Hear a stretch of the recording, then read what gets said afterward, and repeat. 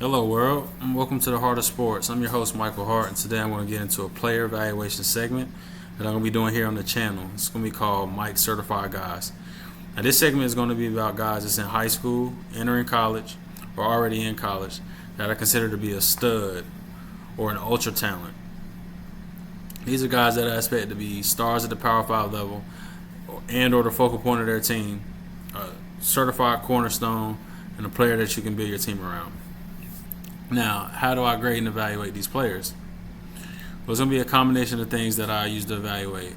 The number one thing I'm going to use to evaluate is the actual tape, the footage that I see. And if you're in high school, how well do I feel like that tape will translate to the next level?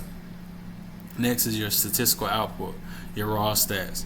And the weight of that metric can vary depending on who you play. So it's not always going to be the same for every player. Technique you play with, your football IQ, your overall explosiveness, dynamic playmaking ability, and the last thing is intangibles. And now, the intangibles are just things that coaches can't coach. Now, with that being said, I'm going to get into the first player of Mike Certified Guys, and this is a player by the name of Bond. Isaiah Bond. Now, if you're a fan of the Alabama Crimson Tide or you're a fan of college football, you might already be familiar with Isaiah Bond, but if you're not, here's your chance to get to know him a little bit. Now, Isaiah Bond went to Buford High School in Buford, Georgia, where he was a two-way star. He played wide receiver, he played DB. His team won the 6A championship and back in his junior season in 2020. And he committed to the Alabama Crimson Tide in 2022, where he played his freshman year. Now, his freshman year, he got 17 catches for 220 yards and a touchdown. That was his true freshman year in 2022. And then he came back this past year in 2023, and he caught 48 balls for 668 yards and 4 touchdowns. Now, what stands out to me as soon as I turn on the Isaiah Bond tape is his speed. A lot of players want to hang their calling card on speed, and to me, there's fast guys, but I think they're regular fast guys that you just see this. He's athletic, he's fast, and then there's guys like Isaiah Bond. His speed, to me, is just different, especially in a straight line. Now, a con for me with him is he's not really the most shifty player. He wears number 17 for Alabama, and a lot of people want to compare him to Jalen Waddle, former Alabama wide receiver, currently now the Miami Dolphins. And to me, they're similar. They got similar games, but to be honest, man, I'm having trouble figuring out why Isaiah Bond can't be just as good, if not better, than Jalen Waddle was. Why do I say that?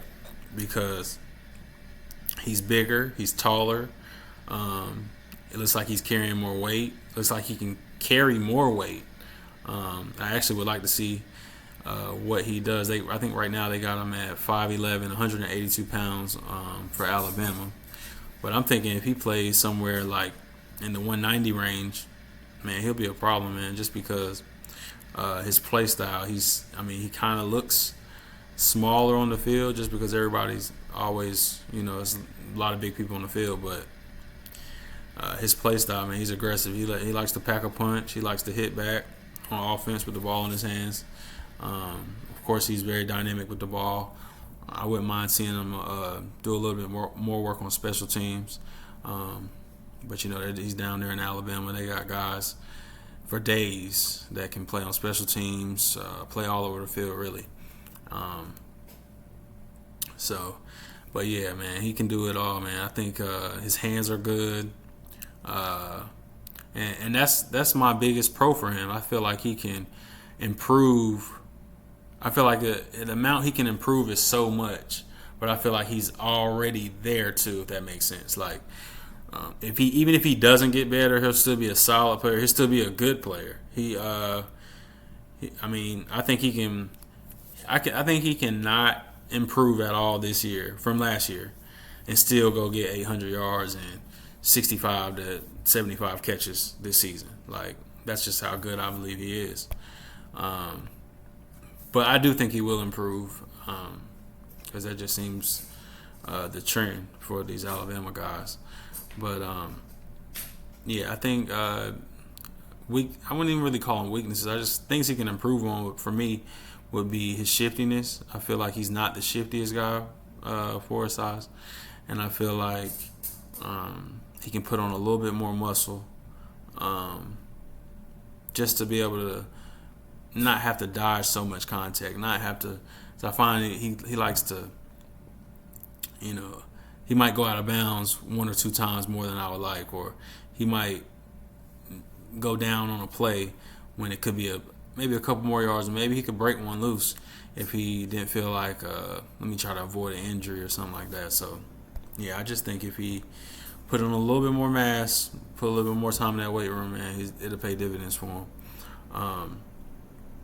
Now, Nick Saban, I think he's the greatest coach of the last 20 years, probably of all time, honestly. I wish we kind of had a guy like that at USC. I've been a fan of USC since the Reggie Bush, Matt Leinart days, but I wish we had a guy, at the helm like a Nick Saban. And the reason I say that is because Nick Saban really knows how to put his players in position to succeed. And Lincoln Riley does too, don't get me wrong. Lincoln Riley's great at it, especially on the offensive side of the ball. But for me, and USC's not been the best defensively as of late. But for me, Nick Saban puts those guys, in positions to make plays all over the field, especially on the defensive side of the ball. And it doesn't hurt to have the athletes that he gets, but he's still, man, he got some guys flying around like no other, man.